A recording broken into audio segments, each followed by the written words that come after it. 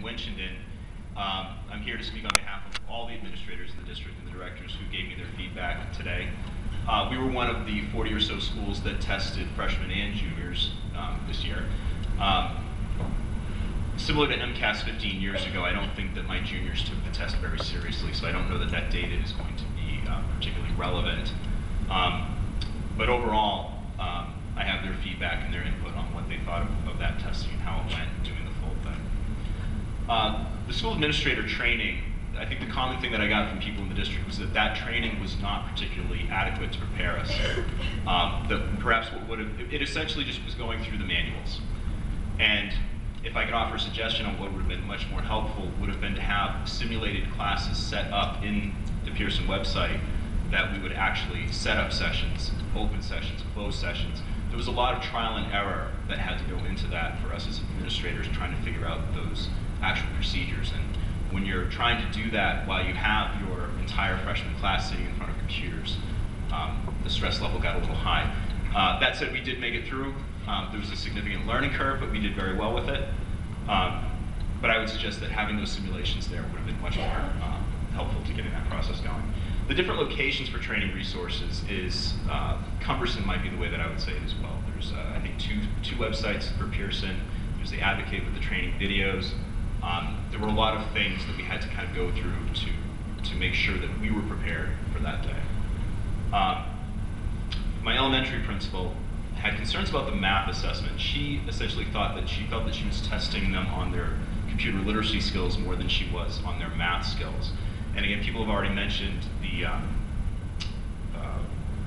math equation program that my high school students were using. That was a little difficult. If there was something that was maybe closer to the graphing calculator programs, I think that that might be something that would be worth going to. My technology director had a mini nervous breakdown when Pearson announced a website update halfway through the testing window. When I talked him off the ledge, he was okay, and we sort of realized that there wasn't a significant change that was happening. That was a huge concern for him, and a call at home over the weekend that he placed with me. For myself, the short time between the PBA and the end of the year assessment, it seems to be very tight. I understand that the schedule wasn't the same as it would have been in previous years, and we're also fitting an MCAS in between as we test our freshmen and our juniors with PARCC as well. But that window seems a little tight. The test itself, I found it challenging. I did a couple of the sample tests myself online. I actually prefer the ELA test structure to the MCAS test structure. I like having multiple pieces that they're reading from, that they're comparing them, and the critical thought that goes into having to work with those pieces. The math was significantly more challenging, but I do like the more subject-oriented approach that the PARCC test takes. So if I were in your position and having to make this decision, if you were to stick with MCAS, I actually would suggest that it was formatted more like the PARCC exam in those couple of ways. My concerns with juniors taking it, so again, with freshmen and sophomores, I think that that's fine. My juniors, I'm trying to push advanced placement courses, and having them in PARCC testing pulls them away from the preparation for those advanced placement exams. It also limits the number of retest opportunities that the students have, and that is a concern of mine. In a district where I still have two of my students who completed their local requirements last year who are coming back this year to retake the MCAS, having that window there for students is important to me. And so testing juniors is the one area that I really have concerns about between those two things. And then finally, my district is very fortunate. We do have a lot of support financially for technology. So having the technology wasn't an issue at all. But what happens is my entire freshman class is taking the PARCC exam. It essentially ties up those resources for the entire rest of the school. So I don't know that that's a solution that is, there's something that's an easy solution for that, but it is a factor that impacted the rest of my school with that. But to end maybe on a positive note, I like the plan for the faster turnaround results from PARCC versus MCAS. That makes programming those students who don't make standard, programming them for the following year that much easier to get them the services that they need to meet those requirements. So that is was that my time? That's your 15-second warning. That is amazing, because I'm actually done. Perfect. Thank you very much. We're happy to have time back. Thank you. Dr. Lane? Susan Lane. I'm the Assistant Commissioner for P16 Alignment and Engagement with the Department of Higher Education, so I too have been in this room all day. I think what I'd like to add to the conversation, and picking up a little bit about the juniors, but the focus that I've had throughout the PARCC work is really to ensure the collaboration. And that means working across K-12 and higher ed on all aspects of the PARCC and making sure that our educators, both from elementary and secondary and higher ed, are involved in every item development, every review of items, every training in schools and conversations. And I think that Massachusetts has really led the way in working together across K-12 and higher ed in this work. Obviously, we've talked a lot about the difference between the PARCC and the MCAS and the use of that. I think getting specifically to the 11th grade point that was just made, one of the things that's significant is we have the same tool to use and the same conversations. And a lot of the programs that we do in our colleges and universities with 11th graders, boot camp, intervention programs, designed at strengthening and preparing students to be more ready for college, will be able to be using some of the results from the PARCC assessment in a common way in 11th grade in terms of preparing students to be ready, as we've been saying all day, to hit the ground running when they enter their colleges and universities, as well as careers. So I think the collaboration work has been key in our process. They work collaboratively on all aspects of the development of the PARCC assessment and really understanding it both in terms of its use in elementary and secondary ed, but also in its use as placement in higher ed. Again, I repeat, this is not about admissions, but it is about placement, and that's a huge challenge we've learned this morning. The other hat I wear is ensuring that our ed prep programs are that the new standards, the use of assessment in terms of improving testing, teaching and learning, is deeply embedded in the education program. So those are sort of the two aspects of work that I've been involved in. I'm happy to answer any questions. A quick question about the 11th grade PARCC content. Can you just tell us a little bit about what the content of that test is and how it aligns with either current placement standards using AccuPlacer or whatever other methods are being used, and again, more from a content point of view rather than a performance point of view? So I'm going to not be in the weeds in terms of the content. I would call my fellows up from both math and ELA. But what we are looking at is the sharing of that content. And so in English, it's measuring the shifts of content in English, ELA, and mathematics in terms of the informational text, literary text, conventional uses, and the assessment of the 11th grade assessment in ELA is a better measure of those than we are seeing now in MCAS. And in mathematics, it's not only both the content and but the application. So those are two key content shifts in the standards that are then measured in the assessments that align to the content that higher ed faculty seek for students being ready to begin their classes. Maybe specifically around the mathematics, is the focus of the 11th grade assessment Algebra 2, and is that consistent with what the current standard is from a content point of view for incoming freshmen? The focus for the Algebra 2 content, and in the assessment, there's also securely held knowledge from Algebra 1 and also application. So the question that we're looking at in the assessment is higher ed has said the strength of the basis of mathematics, a combination of the Algebra 1 and Algebra 2, and also the work in 11th grade and in 12th grade rather than 10th. So there's a couple things that are happening, not only with the content, but with the continued work in mathematics and the stretches we talked about this morning. So again, going back to our actual course by course, and again, this is complicated by the work in higher ed, looking at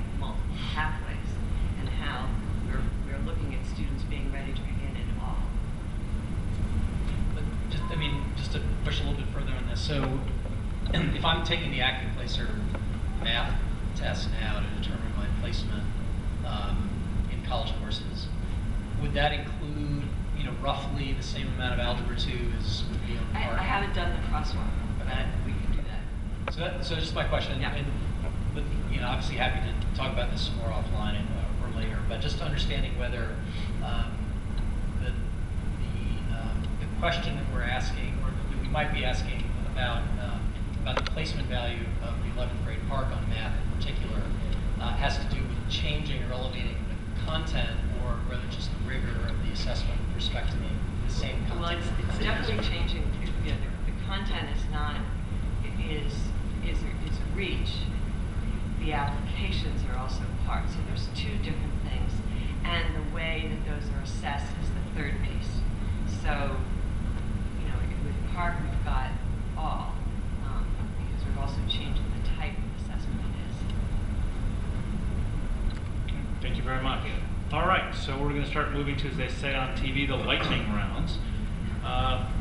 Demonstrated we can put 4 people at the table, so we can slide one more chair. That will help cut down on the amount of time we lose with people moving around.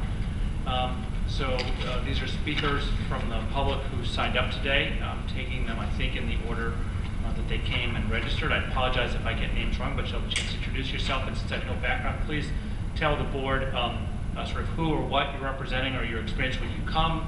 We each have 3 minutes, and so you'll hear a buzzer at 2:45, so please wrap up at that point. Again, if we have questions, we'll try to ask at the end, not interrupt you. So Claire Frieda, Linda Tarantino, Ann Steele, and Patrick Humphreys. Please come up. All right, into the mic. All right, can you hear me? All right. Mr. Chairman, while they're on their way up, I just have a question, either for you, the commissioner, the secretary, whoever can answer in the room, in that the tests are not changeable, in that, say, a 10th grader is taking Algebra 2, they can't take the Algebra 2 one in their 10th grade year. They can, okay, so you can switch the order of assessment? Correct. Okay, thanks. All right, good afternoon. Good afternoon. Please tell us who you are. Yes, my name is Claire Frieda. Hi. I had no intentions of speaking today, but I did change my mind along the way. Well, thank you. I'm a Leominster City Councilor, and I sat for many years on the school committee prior to education reform, so I go back a little way. And I also sit on the executive board of the Mass Municipal Association. I am not speaking for them, but I just say that by way of discussion at many meetings on many different communities that has entered into this discussion. I guess my biggest concern would be the sense of urgency for this. MCAS has been looked at. Could you improve MCAS? Could that be looked at differently? Listening to our school committee, listening to a number of different communities, technology is an issue. I saw it in the Foundation Budget Review Commission in 2000. It's sitting now, looking at the Chapter 70 money and distribution of funding. Although it's not related, it is. I think you have to look at that because the technology and the demographics and socioeconomics all plays into the same pot. So I think, just from my perspective as an elected official, some communities are going to have a harder time than others, and I just like you to take your time and due diligence in terms of really being sure this is the direction we want to take in this community. Thank you. Thank you. Yes, please. Hi, my name is Linda Tarantino, and I teach at the Sizer School in Fitchburg. I've been a math teacher in Massachusetts Middle and High School for 13 years.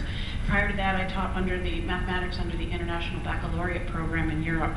During the past month, I've participated in our school's proctoring of a paper-based exam for 8th, 7th, 8th, 9th, and 11th graders.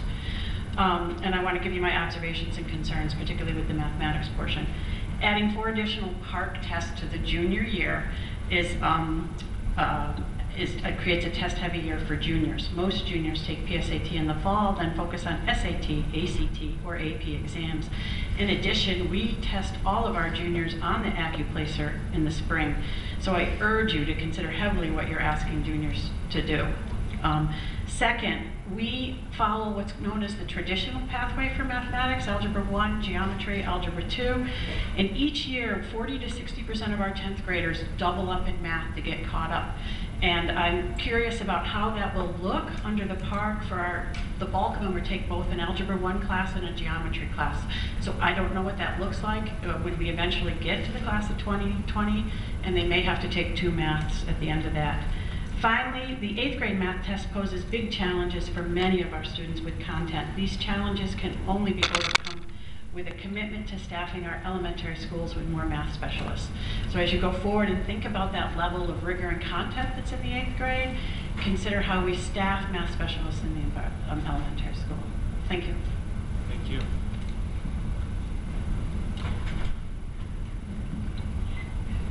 Hello everyone, my name is Ann Steele, and I have experience as a former curriculum coordinator, high school principal, taught in the graduate school at Simmons College for over 10 years, and in the School of Education, so that some of the comments that have been made earlier, I'd like to address a couple of points. And I am very proud to say that I was on the original MCAS committee from 1993 through really 2004, because I also scored the tests and led groups, and I also was a member of a team where we evaluated the MCAS alternate test. So I did want to get a Massachusetts number plate that said MCAS, but I was advised against it. We got to put a little humor in here. I did take a couple of notes, and I've thought about this very deeply, and my little phrase right now is tweak, although I must admit that tweak is going to be tweak, don't toss. I don't think we should be eliminating the MCAS exams, and I'm not saying that because I committed myself to so many years. And by the way, now I also have been in and out of about 50 schools as a consultant and primarily focusing on issues around testing. I met with several people, and I'm going to read this one comment. How did we go from the premier assessment system in the country, and now PARCC in its infancy says that MCAS is archaic and needs to go? MCAS is the proven, vetted assessment system, and PARCC at this point is a series of flawed tests, and that includes what you have heard today about the technology. School staffs are already trained. We're really, many of us are wondering why. Absolutely, it is time to ramp up the MCAS. Yes, our 10th grade long composition could go, let's take Bloom's taxonomy. We can go from describing and explaining to evaluating and persuading. One of the points that was made earlier, I would like to stress that the math MCAS is not just circling answers. There are 6 open response questions, and many of them require close reading and require, of course, writing in the show or explain. Oh, I'm already out of time. Oh, you guys must be lucky. But anyway, I think that we have a proven assessment system. I don't want to see the test scrapped. We've got to overhaul and adapt, and we've got one great product. We are still a great state with a great group of tests. So let's get with it. I'll be there if you want me. Thank you.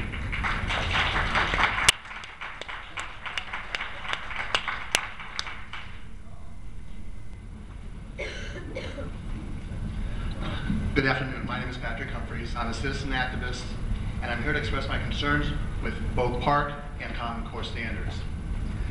I fully agree with Governor Baker's comments when he called for these forums. We need a public discussion on this. I think that it's an embarrassment that as a state that we spent 2 years giving educators, families, parents, administrators, and others an opportunity to comment and engage around the assessment system that eventually became MCAS, basically gave nobody a voice or an opportunity to engage in a discussion at all before we went ahead and executed on Common Core and PARCC. I very much sincerely appreciate these forums. But what I'm most concerned about is what's missing from these forums. Experts that are critical of Common Core and PARCC, such as Dr. Sandra Stotsky, who worked both on MCAS and the standards that were developed in the 90s, and also who reviewed PARCC and Common Core and refused to sign off on the standards as part of the validation committee, and also Jimmy Gass from the Venerable Pioneer Institute, who has been working in education policy for 20 plus years. These people have been to 3 dozen plus forums within the state talking on Common Core. They've also gone to 30 plus states across the nation. It's a shame that we can't hear from them today. Massachusetts has had... Just to be clear, these are open meetings. They can all come. Great. And they also speak as experts?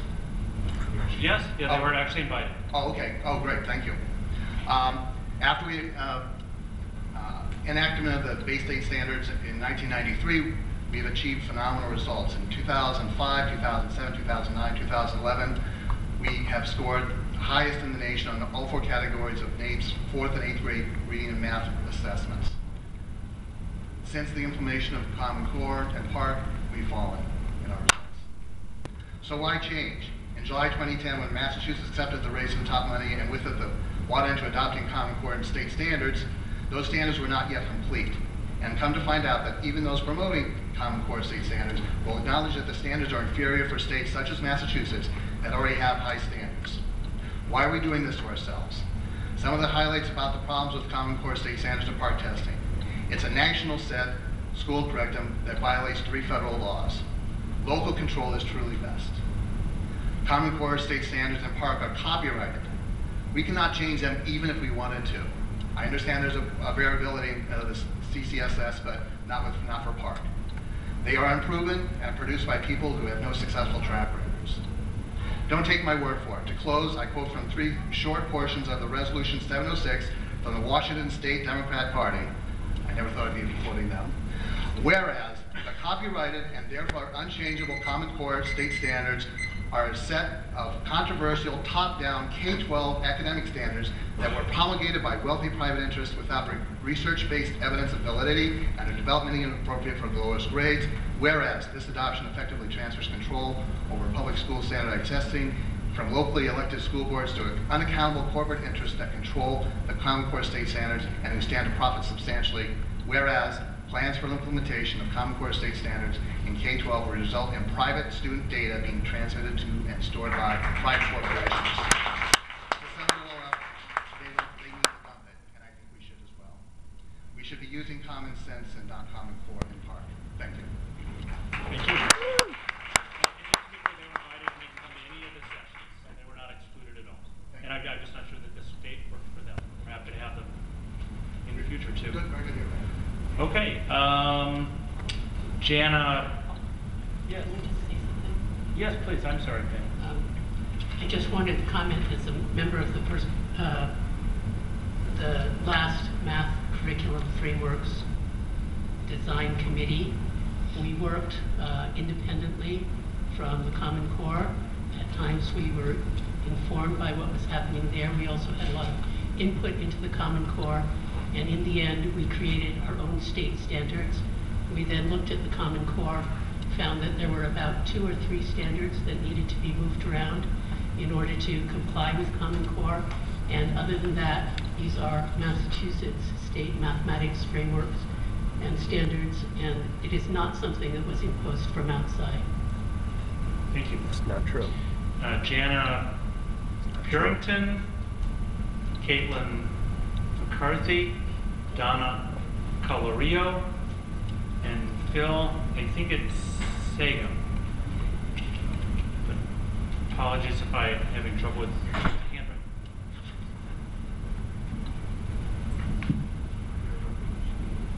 Thank you. Pronounced my name beautifully. It is Jan Purington. I am an educator in 8th grade special education for moderate needs, and a co-math teacher for Mohawk Trail Regional District. It's the very rural district way out yonder that most people don't know is in Massachusetts. We have, I know there's the talk about technology and money and forcing districts. We're strapped. We have an aging population paying taxes, and not many people. It is rural. It is really, really challenging. This year is going to be very challenging just to pay the basic budget, so we are lagging in technology. We don't have a tech team. We have a tech guy servicing 6 schools. He's amazing, and I only think he rests 3 hours a night, but I'm not sure about that. So the money is an issue. We are looking at grants and trying to be as current as possible. I personally have ended up with 3 Chromebooks for my special education students. It has been really eye-opening. I love the idea of the online test. I'm a little afraid that the paper test is going to lack that enthusiasm, that energy that the students really show what they know. Time is also an issue. Some special ed students will, yes, they'll be able to see that there's less writing, the ability to type, but some are slow processors, some have attention deficit disorder on the computer. It is very difficult for them to focus on the screen. So I'm hoping that that will be part of the accommodations, and consider the accommodations for those with disabilities for an online test, that a place marker isn't worthy. Is there a way for them to easily be able to go back and relook at things, reconsider things? I'm sure there probably are. We did not choose to take the PARCC test, so I'm afraid my experience is not what I'd like it to be. I also like the comment someone made about formative assessment for educators, and I think it's really important if there's a way for there to be formative assessment for the students and the parents, that, yeah, you're doing great in this, but perhaps we can work on this more. These are options available to you. All in all, I hope that I educate the students well enough that it doesn't matter what test they're given, what opportunity they're given, that they're able to show what they know. Thank you. Thank you. Hi, my name is Caitlin McCarthy. For the past 11 years, I've taught English at Worcester Technical High School, nationally recognized as a blue ribbon school. I'm here to tell you that PARCC, spelled backwards, is crap. And the word crap accurately describes PARCC, the Common Core test developed by Pearson, a global for-profit company. Massachusetts Education Commissioner Mitchell Chester is chairman of the board for PARCC Incorporated, which is a clear conflict of interest. Last year, Commissioner Chester said on Fox News that PARCC is a test worth teaching to. It's bad enough that Massachusetts adopted and agreed to the Common Core sight unseen, also it could get its hands on race to the top federal funding. Now Commissioner Chester is suggesting that we violate the US Constitution by teaching to the Common Core test, which is PARCC. It's against the Constitution for the federal government to dictate curriculum. Teaching to PARCC will dictate curriculum. Massachusetts has been #1 in education for years, all because it locally developed its own standards and created its own assessment, MCAS. Throwing out MCAS for PARCC will be a tragic mistake, but people like PARCC chairman of the board, Mitchell Chester, won't pay for it. The students will, as teachers are forced to follow his directive and teach to the PARCC test. Massachusetts is better than this. We need to say no to crap and say no to PARCC. Thank you. I do think our goal is to hear from people and not respond, but that was very direct. So Mitchell, I'd be appreciative. Well, my ears are wide open on all of this. There's a lot of nuance and detail to this. I just want to correct one factual thing. There is an organization, nonprofit organization called PARCC Inc. I do not sit on the board of that group. I do chair the 12 state commissioners who oversee the PARCC project. That's a board of commissioners of education from 12 states. And in that capacity, are you receiving payment from PARCC? No, I'm not. Okay, so you're doing this out of the goodness of your heart. I'm doing this because it's got potential to benefit Massachusetts. So when you travel on behalf of PARCC, you're footing the bill yourself. They are not funding that. Haven't you traveled overseas and spoken on behalf of PARCC? I have not traveled overseas. My- All right, my information's incorrect. I'll double check. Also say Mitchell is a full-time employee of the state of Massachusetts, and his service in the capacity that he does these additional things is under our knowledge and jurisdiction, and we have raised the same questions, and I think he understands that we expect that he's serving the children of the state and serving in this capacity where we think is beneficial to those children as well. I appreciate the comment. I'm glad that this misinformation. Grab the mic. I'm sorry. Yeah. I'm glad that misinformation is being surfaced here, because I've heard other people assume that I'm being paid by someone other than the state of Massachusetts. I work full-time for the state of Massachusetts. I do not get paid by anybody else.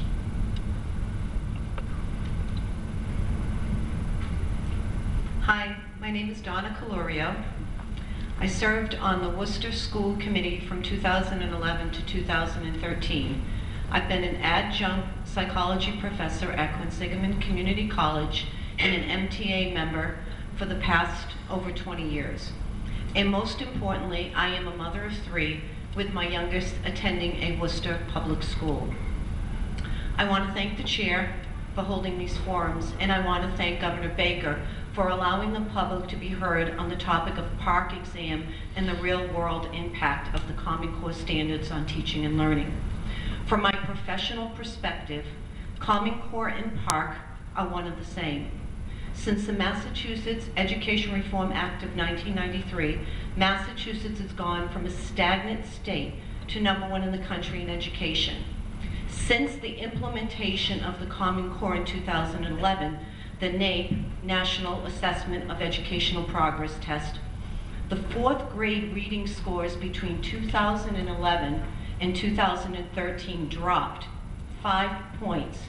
That was the biggest state drop in the country. What this illustrates is that since we have implemented the Common Core standards, Massachusetts is moving backwards. I'm sorry, I lost my thing. So now we want to attach PARCC to these failed standards. Does this make sense? 2 wrongs don't make a right. PARCC is failed. PARCC started off with 24 states in its consortium, and now it's down to 12. That's a 50% drop in its consumer base. I don't know about you, but would you buy a product that has a track record of failure? PARCC is unproven, as we've heard, untested, as we've heard, and underfunded, as we've heard. I know when I was on the school committee in 2013, our budget was growing. At the same time, our discretionary monies were not. PARCC will be an unfunded mandate. We don't have enough money for the to fund additional teachers, security, and classroom supplies. In order to adhere to the unfunded PARCC requirements such as new computers, expanded broadband, air conditioning in the computer rooms, headsets, and more, we'll have to make choices between the tools we need to educate our students or funding PARCC, a copywritten test that we as teachers, parents, and taxpayers have no control over. Please don't let a handful of special interest groups who have received over $200 million in Gates money, the Fordham Institute, Achieve Inc., Massachusetts Business Alliance for Education, Teach Plus, and Stand for Children, influence you. This will be one of the biggest decisions that you'll make in your professional career. I ask you to stay with our highly successful MCAS and say no to PARCC. Thank you. Thank you.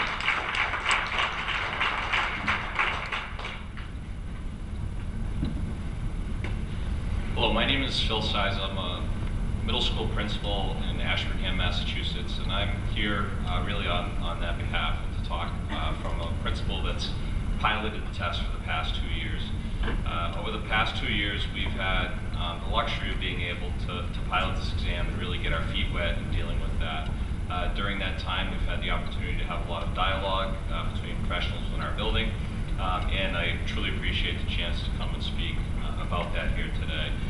There are a couple of areas where we did have some concerns in dealing with the PARCC assessment. A couple of those are related really to the support, the level of support. The Department of Elementary and Secondary Education support line, like you've heard before, was very good.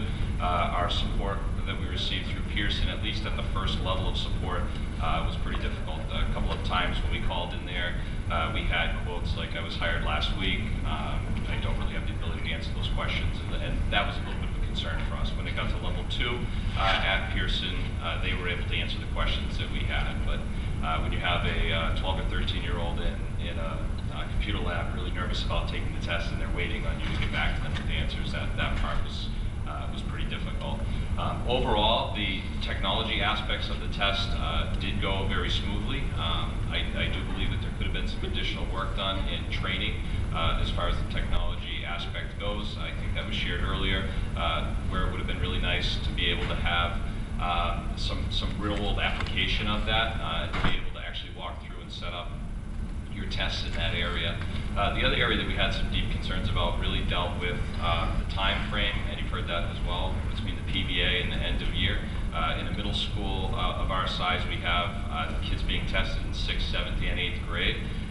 And what that really equates to with makeup tests is four weeks of testing for PBA and then an additional 3 weeks of testing for the end of year, with only about 3.5 to 4 weeks of time in between those tests. Not really a lot of time to get things done. So one recommendation that I would have would be either spreading that time out, or just going to a single, summative assessment at the end of the year. Thank you for your time.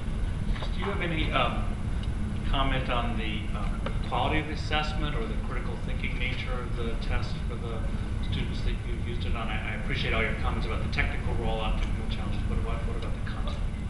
I think a deeper conversation about the Common Core standards and what has been shared here today is difficult to have. I think it's been a little political hotbed. From my perspective as an administrator in a school, what it's allowed us to do is really have open and honest dialogue in a school setting. For the first time since the standards were introduced in the original frameworks in Massachusetts. So from my perspective, it's been a very positive thing, where teachers have had the ability to sit down and have deep and meaningful conversations about their instruction, about the practice in the classroom. I do believe that the assessments ask kids to answer questions at a much higher level of thinking. One of the people here talked earlier today about the fact that in the past some of our MCAS assessments asked for us to just summarize answers on an assessment, whereas the new PARCC standards or PARCC questions ask students to be able to take multiple viewpoints and come up with your own point of view based on those factors. So from my experience, it's been a very positive one. Thank you. All right, I think we'll do one more group now and then probably take a short break. Agatha Bodwell, Pam Vidal, Marcia Packer? Sagner? Is there a Marcia? And Greg Smith.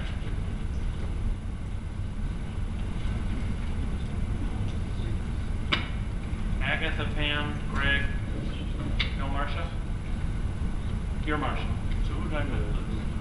No, don't do that. I'll put him there. We lost Pam. No Pam. Okay. Never mind, Pam. Okay. Then how about Jerry Mraz? Okay.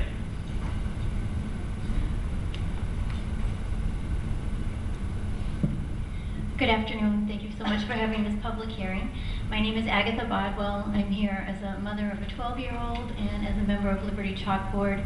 We're just a group of moms and grandmothers and parents that got together a couple years ago and started researching Common Core. I understand that what community are you from? Cape Cod. Thank you. I understand that there may be some problems with the MCAS not predicting college readiness, but I am fully confident that we can fix this in-house. Massachusetts educators, parents, and elected officials were able to bring Massachusetts to the very top of all the states in the nation before the race to the top was ever conceived. The #1 state does not need to abdicate its responsibilities to an anonymous group of so-called experts to fix our problems. PARCC is a DC organization made up of individuals who are not elected by Massachusetts voters, not appointed by Massachusetts officials, and have no accountability to Massachusetts teachers or parents. Though PARCC has received federal funds, they are not an official government agency and are not subject to the Freedom of Information Act.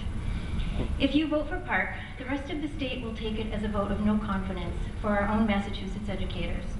When something isn't working right, we roll up our sleeves here. We shouldn't throw our hands up in the air and give in to the federal government or the Gates Foundation, who want to provide their own fix, which is clearly a step backwards for Massachusetts. I believe we have more intellectual capital in this state than the rest of the country combined.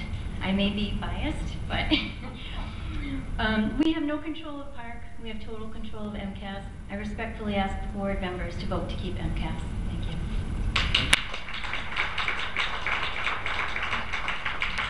Good afternoon. I'm Greg Smith. I'm the assistant principal at Oakmont Regional High School in Ashburnham, Westminster. I've been in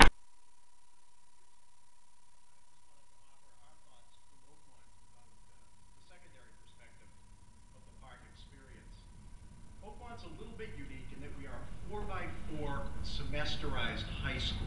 That means students take 8 courses, 4 in the fall semester, 4 in the spring semester.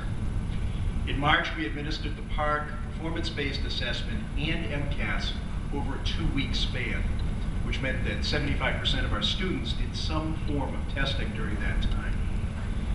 Although a number of speakers have spoken about the strength of PARCC, and I concur that it's technology-based and that it is much more rigorous than the MCAS, what that testing span did is it effectively denied the use of educational technology to the other students in our high school for learning and instruction over the span of 3 weeks, which made for difficult situations. Because we did so much testing during that time frame, it disrupted learning for all of the students in the school. And that was particularly disturbing for those who are preparing for advanced placement testing. And I think we've talked about that too. Because of the timing of the performance-based assessment and the end of the year assessment, the results that we will receive will be of questionable value. A number of speakers have talked to the concept that the time span is way too close in order for students to attain any sort of growth or measurable growth during that time. But in a semesterized high school, it's particularly difficult because half of the testing group has received no instruction in the content area, so that the results will be virtually meaningless as formative assessment. Students adapted well to the computer-based technology, and we received some varied feedback from them on content. I'd ask the board to consider 5 quick points. If we are to proceed over the next several years with field testing PARCC and administering MCAS, you do whatever you can in your power so that we're not administering both testing systems in high schools. It's extremely cumbersome and disruptive to instruction. 2, that you rethink a schedule for semesterized high schools around performance-based assessment and end-of-year assessment. If students are receiving no instruction in between, the results are really of very little value. We also found, as some speakers have indicated, that the ELA test was very well received by students, but that math was frustrating. So please consider the leveling the difficulty of testing items. If you can look at reducing testing time, that would be most appreciated. And I guess my final thing is please choose either MCAS or PARCC quickly and decisively. So you said you're a principal, correct? I'm an assistant principal. So speaking again, you focus mainly on technical aspects, but on the actual content, would you say how did it fare in your school? PARCC is far more rigorous, and I think that's welcome. But it was extremely frustrating, particularly with the math segment for a number of our students. For instance, we had several 11th graders who came out of the testing environment after approximately 10 minutes. When I said to them, can you go back and try a little harder? They said, Mr. Smith, I only understood 2 or 3 examples. That's not a valuable test for us. So it was rigorous, but I think we need to take a careful look at the rigor of the test items. I have a question. Yes, ma'am. As a semesterized school, how do you deal with MCAS generally when you're being tested, when kids are being tested on something they haven't taken for a semester? And secondly, do you think that this just obviates the possibility of having formative assessment? Or do you think that there should be a separate, tailored schedule only for you and the few schools like you? Well, two answers on that, ma'am, and thank you for asking those questions. You've already voted on, for instance, the biology MCAS being administered at 2 different times of the year. That works very well for us, so that we're able to test students on content that they've recently received instruction. When we look at summative assessments like the English Language Arts and the math assessments, for students who haven't been involved in instruction recently, we provide tutorial and test prep services for them so that we can refresh their skills and that they can be successful on those.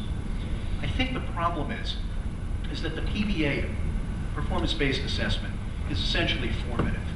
And that's a great idea, but it doesn't yield effective results if the summative is given before there's been any instructional intervention between the formative assessment and the summative. No, I understand that. I'm just asking what's your proposed solution? My solution would be that there be a variable testing schedule. Clarification, Mr. Commissioner?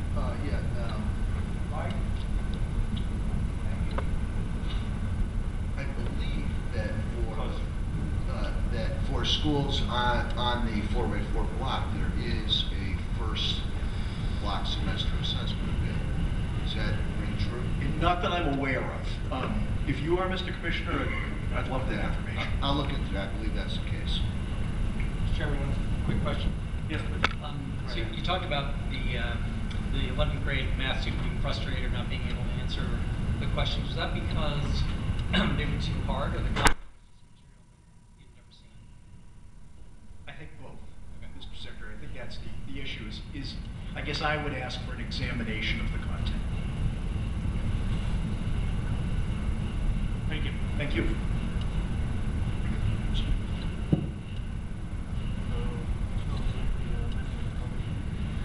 Marcia Wagner. I'm not in education. I'm just a concerned citizen and grandma. And I apologize for getting your name wrong. Oh, no problem. I butchered that. It's the way I wrote DW. I've been vigilantly observing all this situation and have close relatives in New York. And as you know, New York is, 3 years or so more invested in Common Core than the state of Massachusetts. And the relative has been a tutor from kindergarten to high school for 30 years. And what she's observing with her grandchildren is pretty earth-shaking. I heard about national levels today. Her granddaughter just underwent PARCC testing.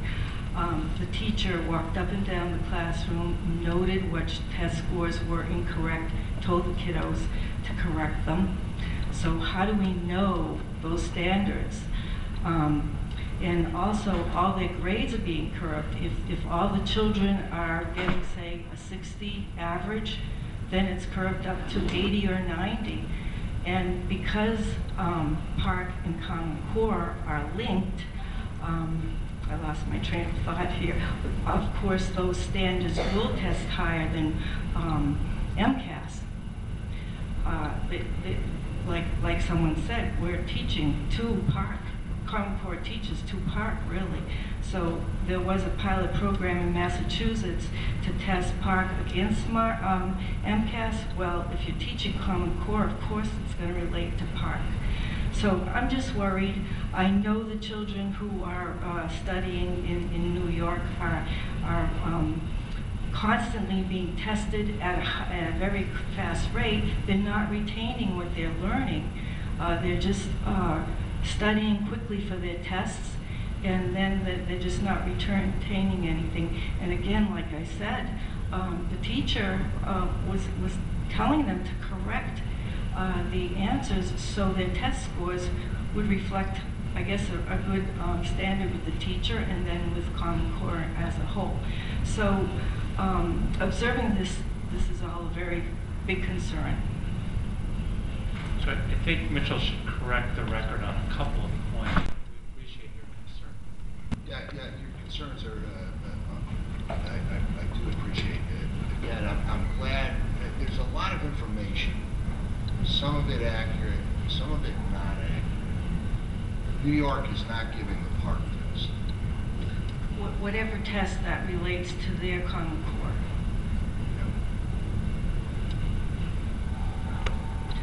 So those test results are not national level. We won't be compared, Massachusetts won't be compared on a national level to the other states involved in Common Core? Yes, you will. Massachusetts scores on PARCC will be comparable to other states' scores on PARCC. New York is not giving the PARCC test. Okay, so that they have a different... They have some other test. I see, okay. Yep.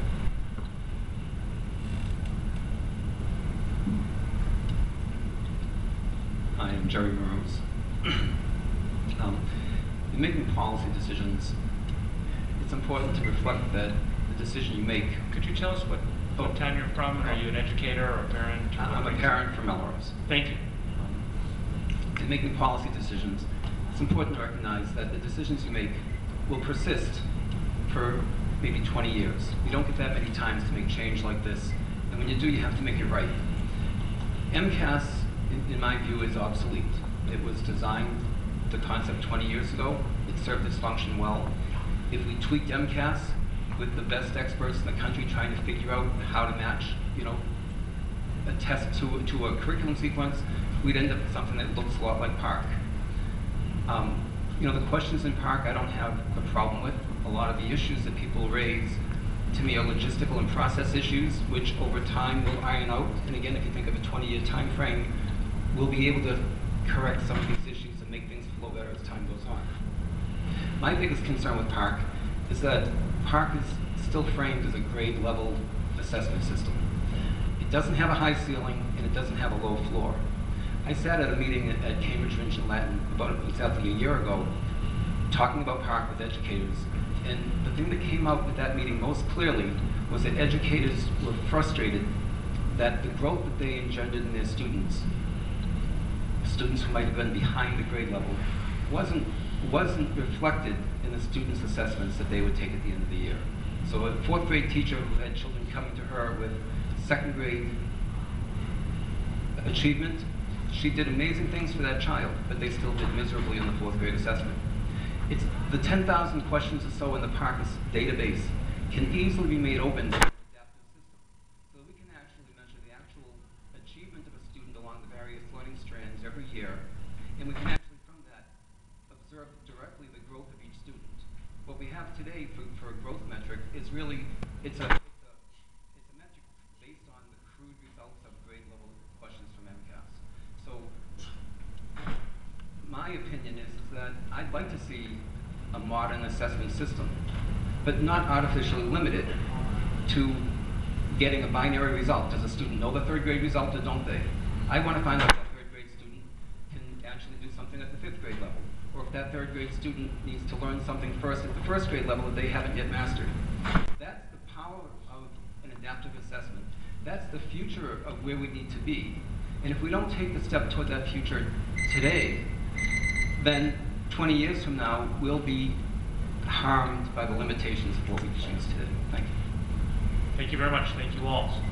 All right, I think we are on time, and judging by the number, we will hear from everyone who asked to be heard from today. So why don't we take about a 10-minute break,